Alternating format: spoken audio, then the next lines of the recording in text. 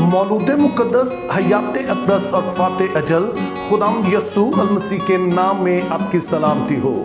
दबूरा नबिया की कहानी कुज़ात की किताब उसके चौथे और पांचवें बाब में बताई गई है, लेकिन हम सिर्फ चौथे बाब की चौथी आयत ही पढ़ेंगे और फिर हम देखेंगे कि यहाँ से हम दबूरा नबिया के बारे में क्या सीख सकते हैं। उस वक्त लफीदोत की बीवी दबूरा नबिया बनी इसराइल का इंसाफ किया करती थी और वो इफ्राइम के कोहस्तानी मुल्क में रामा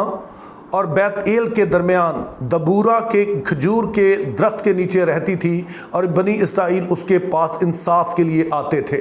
अब इस हवाले में दबूरा के बारे में जो पहली बात हमें बताई गई है कि वो नबिया है। ये बात अपने आप में बड़ी अहम है, चूंकि अहद अतीक में हमें सिर्फ 5 खवातीन मिलती हैं जिनके नाम के साथ नबिया का टाइटल इस्तेमाल हुआ है।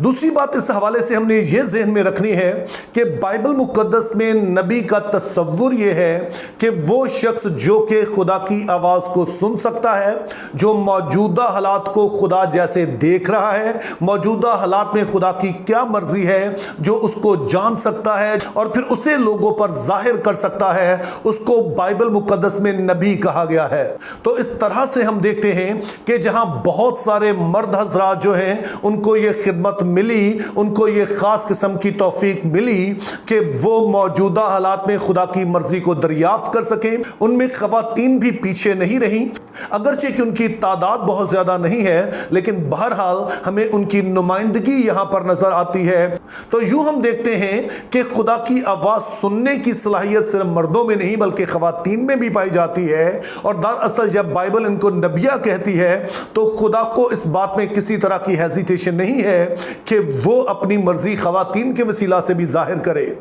और फिर कुज़ात 4 बाब चौथी आयत में जो दूसरी बात दबूरा के हवाले से पढ़ते हैं वो ये है कि वो लोगों का इंसाफ किया करती थी। और फिर हमें यह भी बताया गया कि वो एक खजूर के दरख्त के नीचे बैठती थी और दूर दूर से लोग उसके पास आते ताकि उससे इंसाफ करवाएं। अब दबूरा का इंसाफ करना और फिर अपने दरख्त के नीचे बैठकर इंसाफ करना, ये दोनों ही बातें कदरे अजीब हैं, क्योंकि काजियों के दौर में अगर किसी ने इंसाफ करवाना होता तो उसका तरीकाकार कदरे मुख्तलिफ था। और इसका जिक्र हमें रूत की किताब उसका चौथा बाब पहली आयत में मिलता है और उसके लिए अपने जहन में रखना है कि रूत की किताब का ताल्लुक भी काजियों के दौर से है। तो यहां पर कुछ यूं लिखा है, तब बोइस फाटक के पास जाकर वहां बैठ गया और देखो जिस नजदीक के कराबती का जिक्र बोइस ने किया था वो आ निकला। उसने उससे कहा, अय भाई इधर आ और जरा यहां बैठ जा। सो वो उधर आकर बैठ गया। फिर उसने शहर के बुजुर्गों में से 10 आदमियों को बुलाकर कहा, यहां बैठ जाओ। सो वो बैठ गए। और अब बोइस और इस शख्स का जिसका यहां जिक्र हुआ है, इन दोनों के दरमियान एक मामला है कि इनका एक रिश्तेदार है अबीमलक जिसकी ज़मीन है और उसको अब लेना है। तो सवाल यह है कि इन दोनों में से कौन है जो ज़्यादा हकदार है। तो इस बात का तसफिया करवाने के लिए बोइस फाटक पर जाकर बैठ जाता है और वहाँ बुजुर्गों को बुलाता है ताकि वो इस बात का तसफिया करें। तो यूँ काजियों के दौर में हम देखते हैं कि एक तो ये सारे मामलात फाटक होता था शहर का, वहाँ पर बैठ कर तय होते थे, और दूसरे नंबर पर बुजुर्ग जो होते थे उनको बुलाया जाता और वो बैठकर इस बात का इंसाफ करते थे। लेकिन यहां पर हमें बताया गया कि एक खातून है जिसका नाम दबूरा है, वो इंसाफ करती है और ना सिर्फ इंसाफ करती है बल्कि अपने खजूर के दरख्त के नीचे बैठकर इंसाफ करती है। चूंकि दबूरा नबिया थी और इस बारे में मशहूर था कि वो खुदा की आवाज को सुन सकती है और इसलिए लोग उसके पास आते और लोगों को उस पर भरोसा था कि जो कुछ भी वो कहेगी वो खुदा की तरफ से होगा। लेकिन दूसरी बात जो हमने इस हवाले में देखी वो ये थी कि लोग जो इंसाफ करते थे वो आमतौर पर शहर का जो फाटक होता वहां बैठते थे, जबकि दबूरा नबिया अपने दरख्त के नीचे जो गालबन उसके घर के सामने मौजूद था उस खजूर के दरख्त के नीचे बैठकर इंसाफ करती थी। इसका क्या सबब हो सकता है? उसकी जो बज़ाहिर वजह समझ में आती है वो ये है कि दबूरा जानती है कि वो किस तरह के मुआशरे में जी रही है। ये एक कदामत पसंद मुआशरा है और अगर वो जाकर फाटक पर बैठ जाए जहां पर तमाम बुजुर्ग और तमाम मर्द बैठे होते हैं, तो शायद ये बात कोई ऐसी मुनासिब नहीं समझी जाएगी, लोग इसको शायद कदर की निगाह से नहीं देखेंगे। तो इसीलिए वो फाटक पर बैठने की बजाय कि लोग उसके पास वहां पर इंसाफ के लिए आए, वो उसके घर में आते हैं, उस दरख्त के नीचे जो गालबन उसके घर के सामने है, तो वहीं पर बैठकर वो इंसाफ करती है। तो एक तरफ तो उस बड़ी खिदमत को सर अंजाम देती है, लेकिन दूसरी तरफ वो अपने मुआशरे की हदूदों कयूद से भी बखूबी वाकिफ है और वो उनको भी एहतराम देती है। अब ये बात मुझे काफी मुनासिब मालूम होती है और उसका सबब अगली वाली बात है जो चौथे बाब की चौथी आयत के बाद कही गई है। अब कल की वीडियो यानी 8 जुलाई की वीडियो में मैंने इस बात को बताया कि उस जमाने में जो काजी होते थे वो आज के काजियों की तरह, आज के जजेस की तरह सिर्फ इंसाफ नहीं करते थे,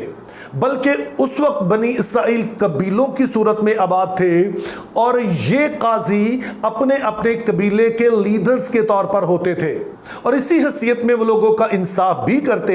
लेकिन उनका असल काम ये होता था कि जब उनके कबीले पर कोई मुश्किल वक्त आ जाए, खास तौर पर अगर कोई बैरूनी हमला आवर उन पर हमला करे, तो फिर वो अपने कबीले की तरफ से लड़ते, उनकी रहनुमाई करते इस जंग में, और जो भी बैरूनी हमलावर होते उनका मुकाबला करते और उनसे इन्हें रिहाई देते थे।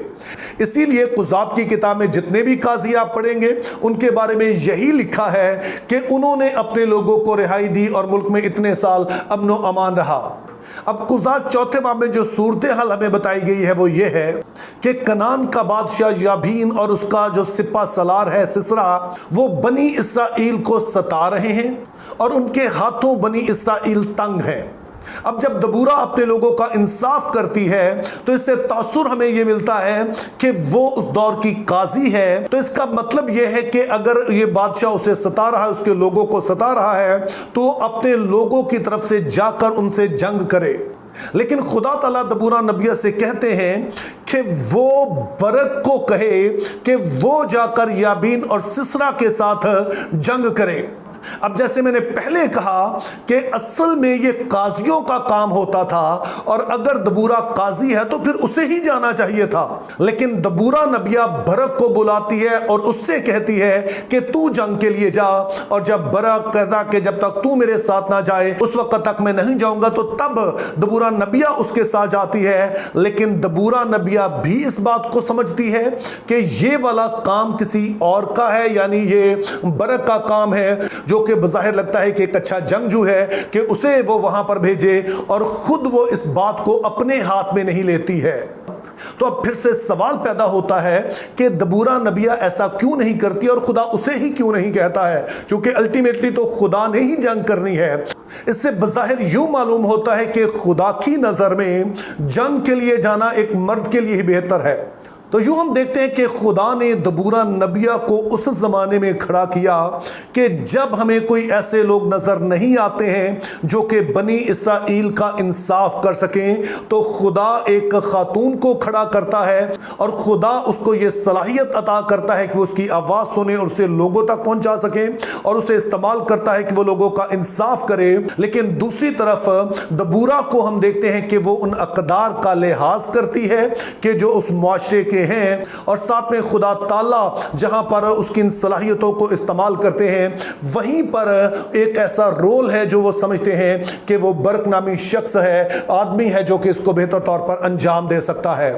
तो यूं मेरी बहनों और भाइयों, आप सभी जो इन वीडियोस को देख रहे हैं, एक तरफ तो हमने इस बात को समझना है कि ख़वातीन के अंदर भी वही सलाहियतें पाई जाती हैं जो कि मर्दों के अंदर पाई जाती हैं, और खुदा को कभी भी ख़वातीन की सलाहियतों पर कोई शक नहीं है और हमें भी नहीं होना चाहिए। लेकिन दूसरी तरफ हमने ये भी ख्याल रखना है कि हमारे मुआशरे की कुछ अक़दार होंगी, उसका भी हमने एहतराम करना है, और फिर शायद कुछ ऐसे रोल होंगे जो खास तौर पर मर्दों के लिए मखसूस किए गए हैं। तो खुदा की बंदियां होने के नाते ख़वातीन को भी चाहिए होगा कि उन बातों का एहतराम करें, ताकि हम ज़्यादा से ज़्यादा अपनी सोच को और अपनी ज़िंदगी को खुदा के असूलों के मुताबिक ढालते चले जाएं।